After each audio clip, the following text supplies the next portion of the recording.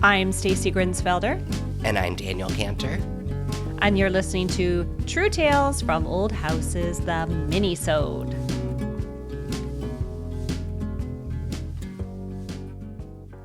Hi, Daniel. Hello, hello, hello. Hopefully everyone that listened last week enjoyed the first of 2 ghost story episodes. It's funny this year because usually I am inundated with a bunch of ghost stories, and October feels kind of weird. Like it's spooky season, but it just feels like not all of us are feeling it quite yet. Yeah, I don't know. I feel like we had a long summer here, maybe. So it's just started to feel like fall, which I like, but, it's late. I would agree. I don't know about you over there in Kingston, but here it's kind of like someone flipped the fall switch. We had like a nice summer day where I was in shorts and a tank top, and then the next day it was fall and it was boots and sweater weather. Yeah, that's exactly what happened. Like, I was thinking back about my lousy floor refinishing experience, and I honestly think probably what happened was that we had like 3 weeks of like 70s and sunny. It was beautiful. And then that one day that he was sanding the first floor was like 95 degrees. And so I think he was just rushing and he wanted to get out of there, which I can't blame him, but I'm still mad. I'm still enraged, but I do get it.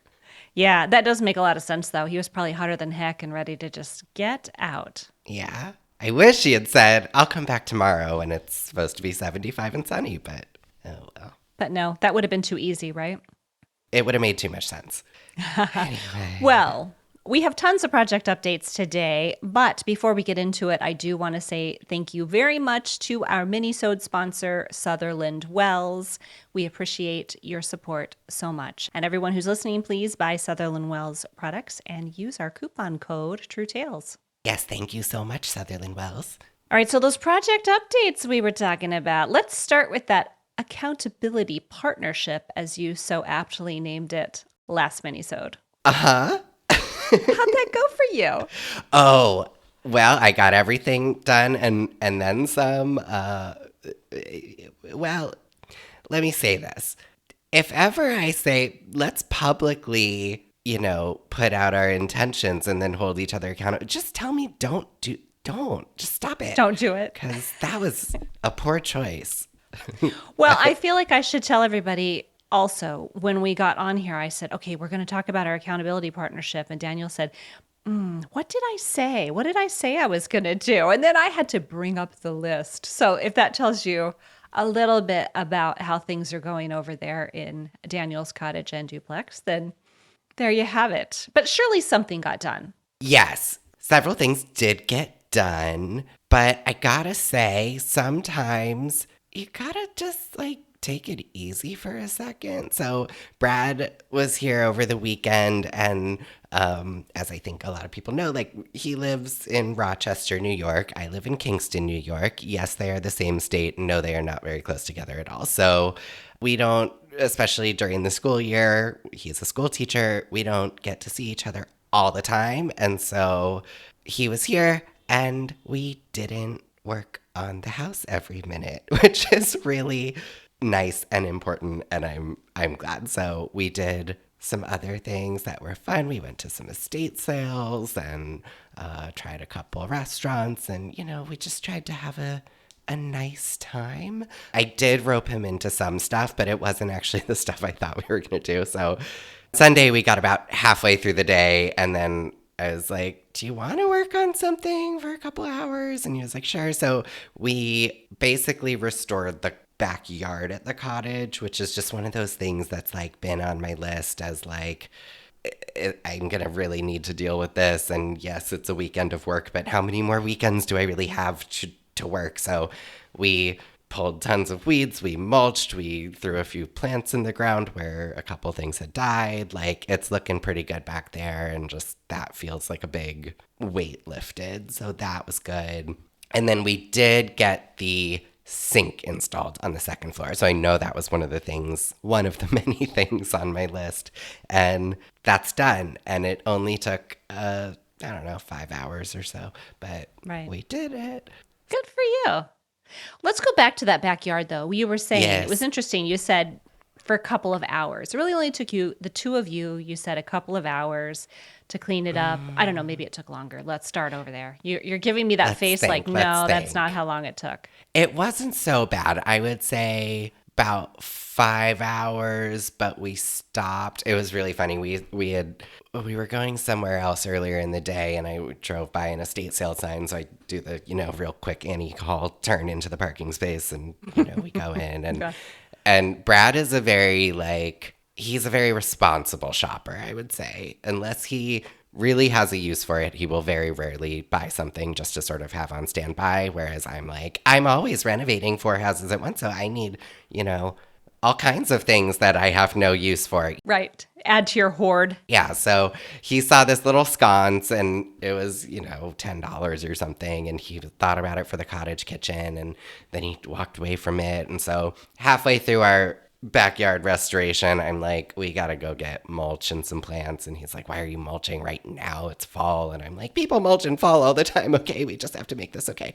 And so we ran out, got all the mulch, and then he's like, take the long way home. I want to stop by that estate sale again.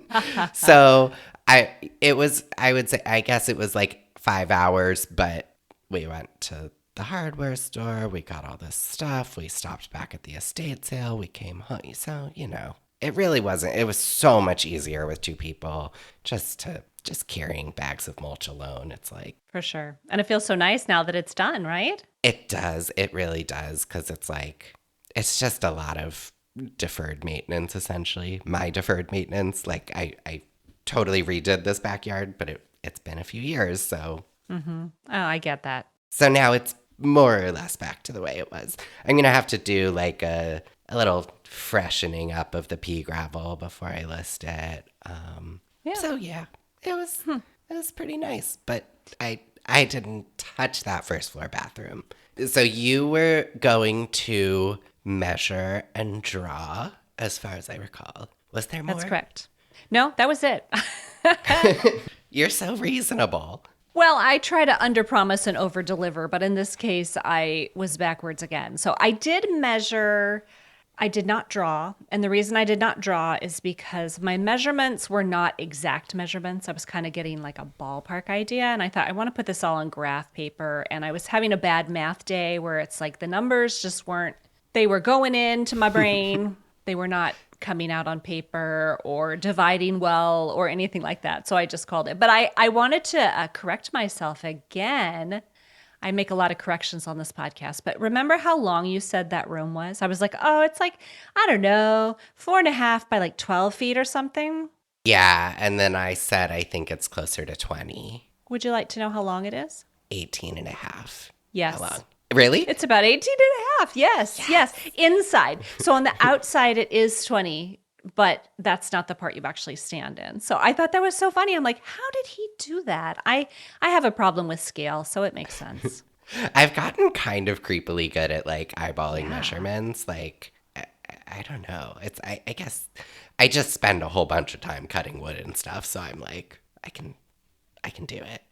I have that freakish thing about distance because I'm a runner. I do a lot of running. So I have a weird, uncanny ability to be like, that's 1/4 of a mile. That's 1/3 of a mile. That's 1 kilometer. It's just like a really strange thing that you just know. But yeah, interesting. Brad's newest thing is bothering me that we should try to do a 5K, run a 5K. And like, we are not runners. Like one time Crumb got out and I saw this man run. He's not a runner. I love him dearly, but I He mean, could be. Everybody could be. we were both winded after about a block. Like it's not a thing we've developed a skill for. I think it's one of the things that when he brought it up, it just sort of immediately elicited like a negative reaction. So therefore he wants to continue to get that same reaction. Because I'm just like, no, this is where you and I are very different. I am not a runner.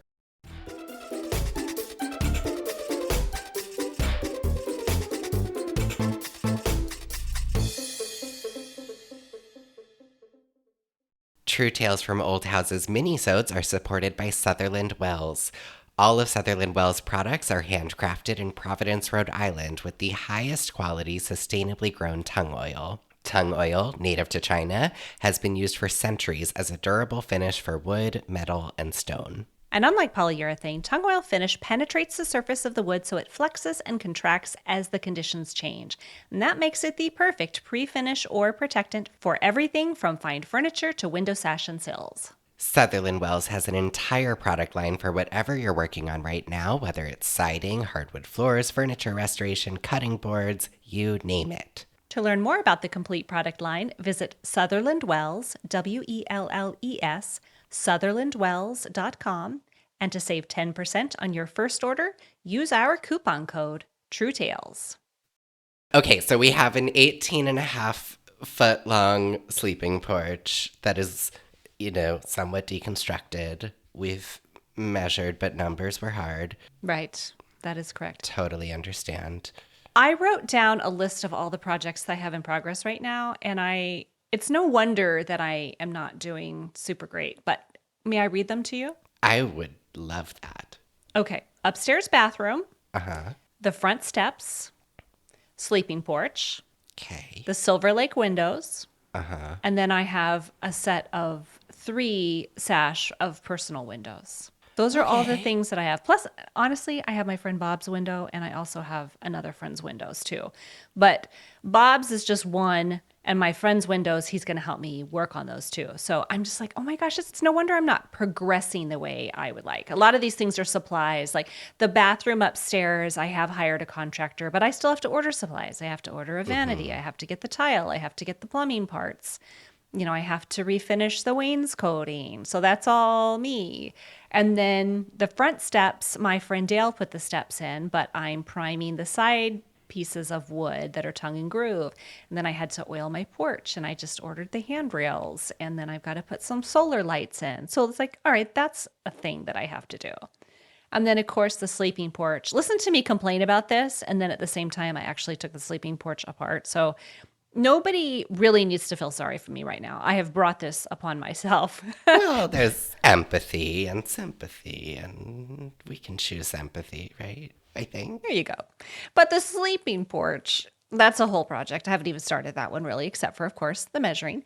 And then Silver Lake windows, that really is my priority. So I have put everything else aside in order to work on those. And I'm getting really close. The first set is done. They're all finished painting. They're waiting for install down at Silver Lake. And then I just have some here that I need to put glass in and prime and paint. It's a time consuming project, that kind of thing. And then It is. yeah, personal windows, they belong in my son's room. And I walked into his room this morning. I'm like, oh my gosh, it's so cold in here. And then I thought, oh, that's because I took all your windows out. He goes, yeah, this is the perfect room. It's really, really hot in the summer and freezing cold in the winter. Put it on the listing. Yeah, exactly. So yeah, that's all I have going on. It'll feel real good to get those Silver Lake ones out of the way. It will. And I actually really enjoy them. They're really fun to work on because they're easy. They're really straightforward. The paint was in such bad shape that it comes right off, but it still is time consuming. I have to sand all those profiles and 2 of the windows just fell apart in my hand. So I'm having the muntins rebuilt and Oh, gosh. yeah, so it's just a little bit of a thing, but it's happening and I have enjoyed. I enjoy the workshop. I enjoyed the windows. Having the muttons so this is a bigger job than Abitron can handle. Is that what I'm hearing? Oh yeah, yeah. I mean, they actually the wood was so rotted that it just fell apart. So, even if I rebuilt them with Abitron, they would not stay in place because the ends are all split and everything. So I'm just having a run of the muttons mills, and then I'll just do the cove and put them back together. That's the plan anyway. Cool. Yeah, but I have to take a bunch of measurements. You love measurements. I know, I was going to say, it's measurement time again, and numbers are hard, as you said, so we'll have to see. I have to wait for just like all the stars to align for the numbers to work out in my head. It's funny. I don't know why I'm having trouble with numbers lately, but for some reason I am. I think it's just because there's so much going on that I'm processing, because I would not say I'm particularly poor at math, nor I was never stellar, but I wasn't. You can handle your fractions and whatnot. Yeah, people like to Yeah. wave that like a flag. Like I was never good at math. I'm I don't. so bad at math. Okay. Yeah, no, yeah, no. That's not how we do things around the Grinsfelder house at all. No excuses. But some days are better than others. I will say that. I've been struggling a little also just with the volume of projects because, my list at the cottage alone is really long. And then there's plenty of things that feel semi time sensitive at my house that I'd really like to get done. And then the land bank work is just intense right now. And again, it is a volunteer position, but I also take it very seriously. And it's also the last few months of my board service. My term is up at the end of the year. So I'm trying to finish strong, but boy, there's a lot going on. So I don't know. Why am I even talking about it, I guess? But I've begun to flirt with accepting the idea that I might be on the same sales schedule as one Miss Stacy Grinsfelder and Really? maybe listing the cottage in the early spring. It's not what I wanted to do at all. But realistically, like, it's the middle of October. I still have a very long list. Even if I could get it done in a month, then we're in mid-November. No one lists a house in mid-November. And then we're Right. at Christmas. And then so it's just kind of like, but this is the crossroads of like, do I just keep trying to go hard over there at the expense of like my sanity and other stuff? Or do I remove a little of that pressure, get the duplex put back together and rented, get that income coming in? Like, this has all just been percolating the last few days of like, am I just kind of kidding myself? And I don't know. It's tough. I don't know. But there is that benefit to getting the duplex done because, like you said, there'll be income coming in. You know that in December, your board service is done, should be. And then you've got like January through March to just go for it. But then again, getting that off your shoulders right now sure would be nice. It really would. It's just now is not an option, obviously. So getting it off my shoulders in a month and potentially being a little stupid about when I'm putting it out. Like, I met with a broker last week who I think I'm going to work with, and he was very, he basically said, yeah, ideally it's for sale right now, but, just keep going. And when it's ready, and we will list it. We're not going to list it like the week of Christmas, but otherwise, like, it's fine. We can list it in December. And I don't know how I feel about that, honestly. Is there a part of you that could just put your trust in that broker and just say, okay, this is what we're going to do? I mean, no matter what, you're probably going to come out ahead on the cottage, right? I know that you've had it for a very long time, but if you run the numbers, you're coming out ahead.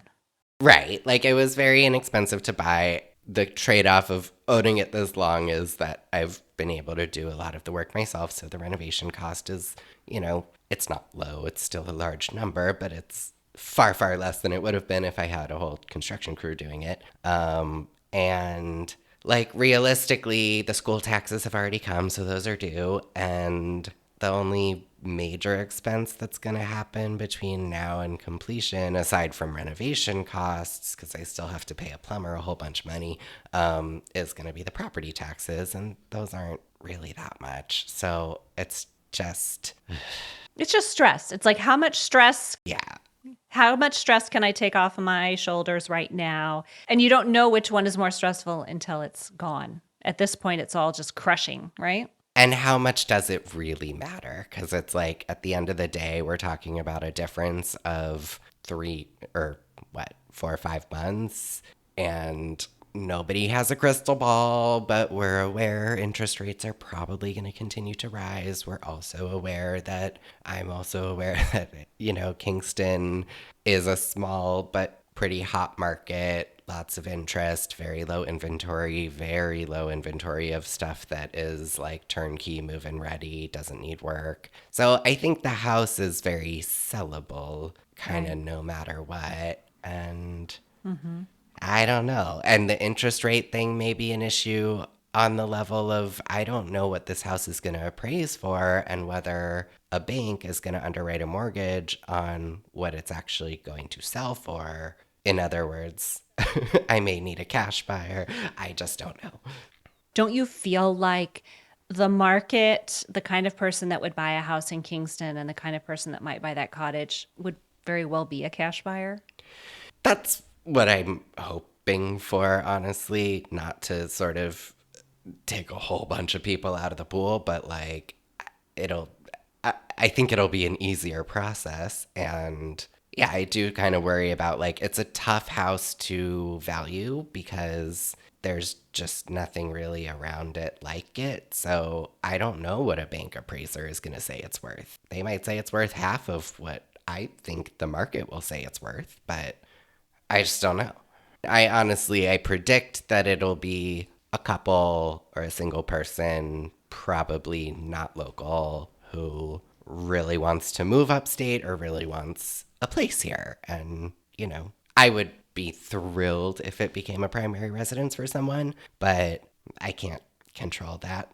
And I don't know. Yeah. Right. Exactly. So anyway, it's just tough because I'm just at that moment of sort of, I'm not throwing in the towel on anything, but do I throw in the towel on the idea that I'm going to have this house listed this fall?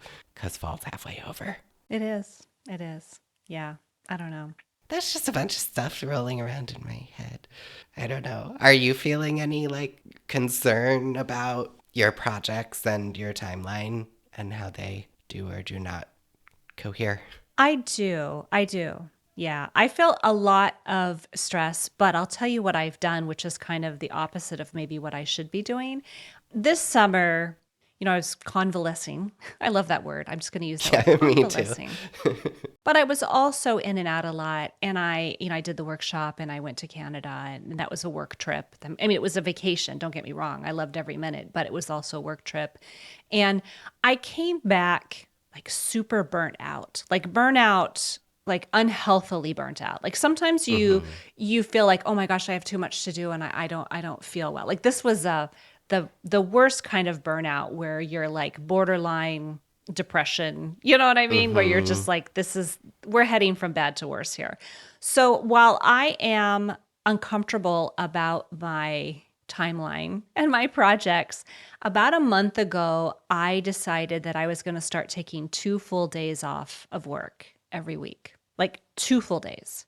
And whatever happened those 2 days, like if I wanted to do a project and I was motivated and it sounded fun, then I would do it. But if I didn't want to do it, then I didn't do anything. And the first couple days, all I did was like just watch TV and sleep. Like I didn't do anything. And I was just like, is this really how I want to spend my time?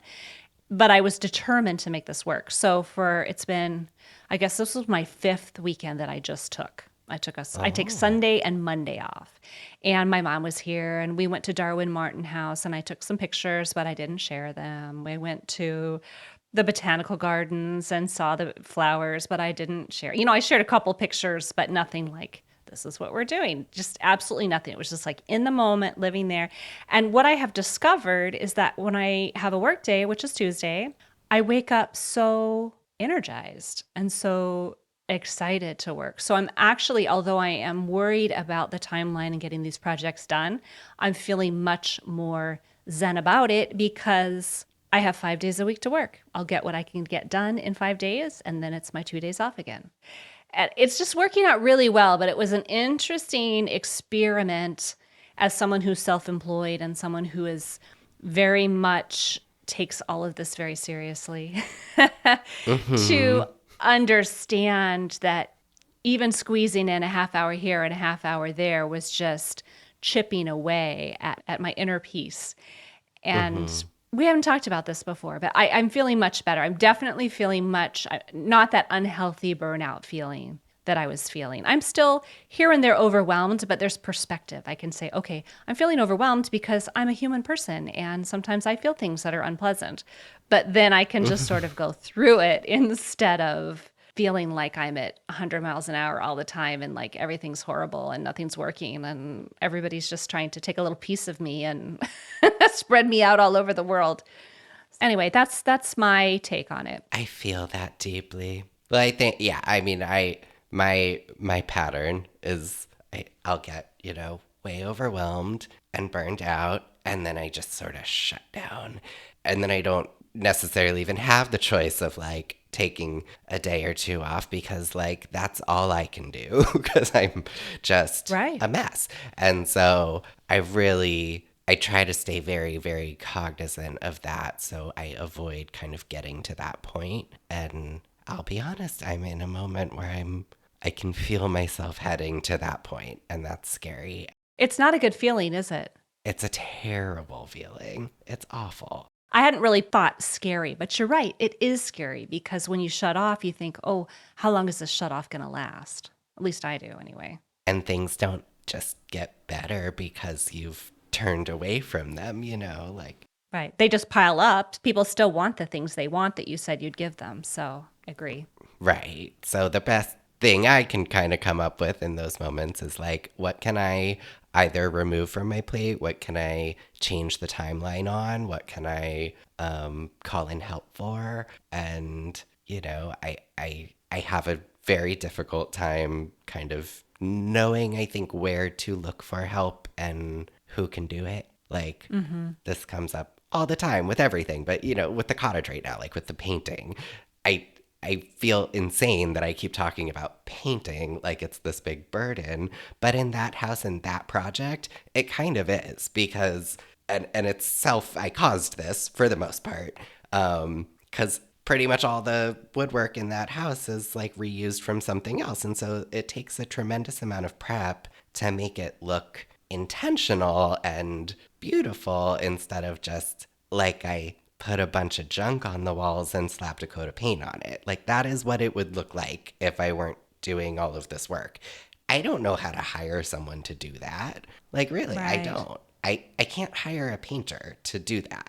In the future, somebody could easily hire a painter because all that work has been done. Now you really can just paint over everything. But for this first time, like I don't know how to delegate that out. And so I haven't. And then it just sits there and you know it needs to be done. Right. Or I'm doing the chip away thing because I'm spread too thin and then I'm super frustrated because by the end of the week, like, yeah, I've worked in there every day, but It never looks better. it does. It looks incrementally better, but I don't like that it's taken me a week to paint the stairwell, like Right. this little tiny stairwell. That's the other thing that I have to remind myself constantly is like where I started with this house is really from the brink. So like painting the banister is a pain when the banister is in great shape. In this case, I had to like rebuild half the handrail and two newel posts with Abitron just to get it ready to be painted. And like, that took multiple applications. So everything's flush. And like, it just,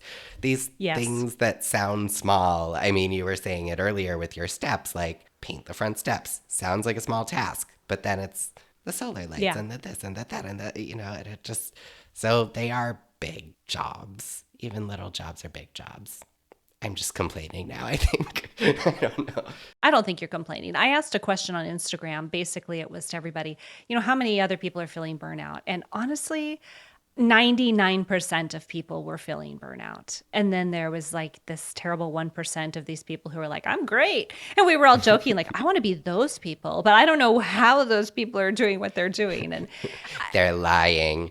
they're lying, yes. But I do think, again, I want to twist this around and turn it to me, but I guess I want to say to you how beneficial, how much more work I've gotten done, in all honesty, from taking time off every week than trying to work 7 days, a little bit or a lot, 7 days a week.